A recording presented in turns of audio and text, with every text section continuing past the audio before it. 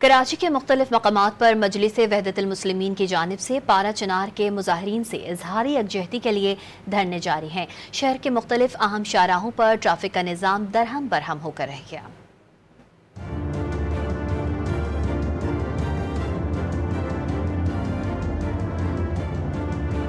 पारा चिनार धरने से इजहार यकजहती के लिए कराची के मुख्तलिफ मकामात पर धरने जारी हैं। MWM के तहत नुमाइश Malir national highway, Abbas town समेत दीगर मकामात पर मुजाहिरे किए जा रहे हैं, जिसमें मर्दों के अलावा खवातीन और बच्चे भी मौजूद हैं। जितनी जल्दी ये मसला हल कर देंगे, हम खुद इनसे कह रहे हैं, रिक्वेस्ट कर रहे हैं कि भाई मसला हल कर दो, कितना बड़ा नहीं है आपके लिए। इसको मैंने कहा उस वक्त तक जारी है जब तक पारा चिनार के लोग वहाँ पर बैठे।